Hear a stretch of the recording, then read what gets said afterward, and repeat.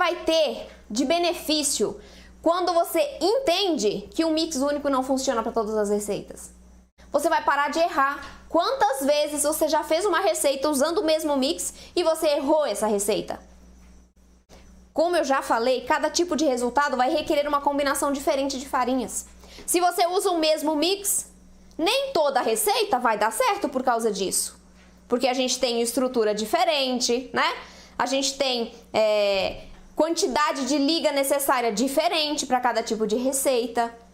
Então, nós precisamos entender isso para usar o mix certo para cada uma. Senão a chance de você errar, de perder ingredientes, de perder receitas inteiras, aumentam significativamente. Então, quando você tem essa noção de que o mix único não funciona, você evita essas perdas.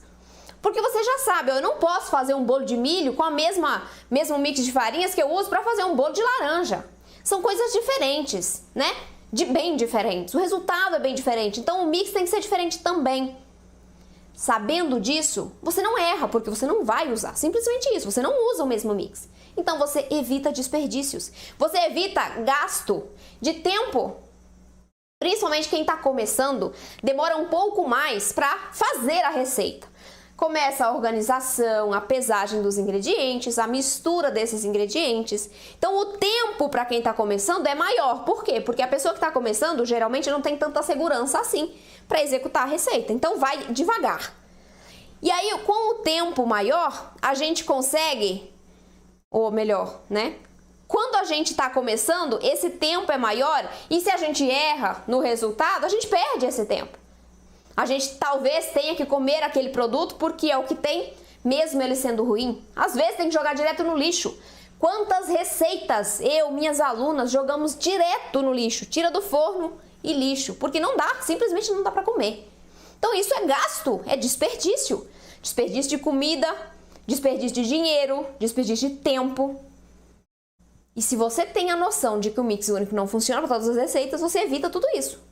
Porque você tem essa definição de o que eu posso usar para um pão francês, o que eu posso usar para um pão integral. E assim você evita esses desperdícios. Se você não souber disso, você pode passar a acreditar que as suas receitas sem glúten e sem leite, ou melhor, que as receitas sem glúten e sem leite são ruins assim mesmo. Eu tenho alunas que quando entraram para o método, elas falavam, nossa, eu fazia as receitas que eu pegava na internet e ficavam com gosto forte, né, de algum tipo de farinha, de algum tipo de fermento. E eu pensava, não, essa deve ser esse gosto, né, porque eu segui exatamente a receita. Por que ela achava que era ruim assim mesmo? Porque ela pegou uma receita desequilibrada, mas ela não sabia identificar que aquela receita estava errada. Então ela fazia seguindo a receita, crente de que aquele resultado era o resultado real da receita.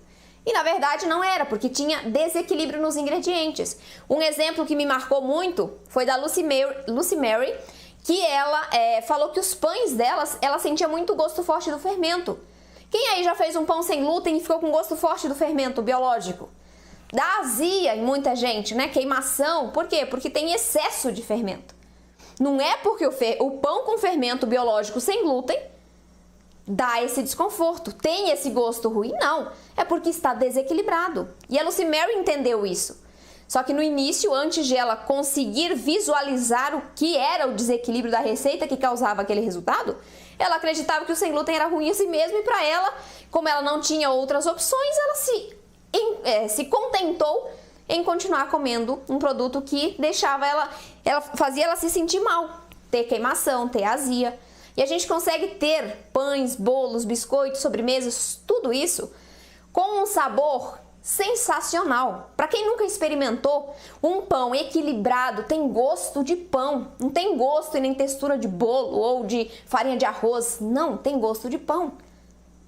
Porque você trabalha com ingredientes de maneira equilibrada.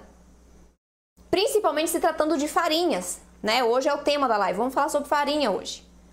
Porque as farinhas, elas vão em maiores proporções dentro das nossas receitas. E aqui no Sem Glúten, nós temos uma grande variedade de farinhas, e isso é maravilhoso. Não encare essas várias opções como uma coisa ruim. É ótimo, porque com várias opções a gente pode fazer infinitas combinações. A gente pode acentuar o sabor de uma determinada farinha em determinada receita, a gente pode diminuir esse sabor, tentar neutralizar, mas aproveitando as características que aquela farinha rica nutricionalmente traz para as nossas receitas. Já já vamos falar sobre farinhas. Então, a partir do momento que você entende isso, você para de errar, você acerta os seus resultados, você tem resultados incríveis, melhores que os tradicionais, porque a gente tem muito mais nutrição. A gente consegue, por esse rol de farinhas grande, a gente consegue trazer muito mais nutriente para os nossos pães. Eu tenho muitas alunas que elas falam, olha, o pão X que tem lá no curso, eu como uma fatia de manhã e eu fico saciada até na hora do almoço. Por quê? Porque ele é muito rico nutricionalmente. E uma das facilidades de a gente ter um rol muito grande de farinhas é essa, né? Trazer mais nutrição para nossa receita. Tem muitas pessoas que acreditam que quando a gente tira o glúten, tira o leite, eu posso comer o tanto que eu quiser, que não vai ter problema, né? Eu vou emagrecer, eu vou me sentir melhor. Você pode se sentir melhor sim, mas dependendo da substituição que você faça, você não vai emagrecer. Pelo contrário, você pode até engordar. Por quê? Porque aqui a gente também tem farinhas brancas. Aqui a gente também pode usar açúcares que são sem nutrientes nenhum, que trazem muito carboidrato, tem um elevado índice glicêmico na receita. Qual é a diferença então? Quando eu tiro o glúten, eu tiro 2 alimentos que são inflamatórios para muitas pessoas.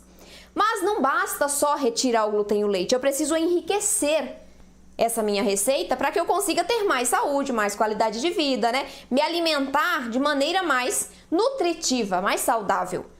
E quando você conhece as farinhas que você tem disponível, que são muitas, você consegue trazer para a sua receita pequenas porções de cada tipo de farinha que você goste, que vão trazer esse sabor, essa textura diferente, essa nutrição para as receitas. Isso é sensacional, gente. Não encarem a grande quantidade de farinhas disponíveis sem glúten como uma coisa ruim, encarem como uma coisa boa, como possibilidades, inúmeras possibilidades de fazer receitas de todos os sabores, de todas as texturas, riquíssimas nutricionalmente.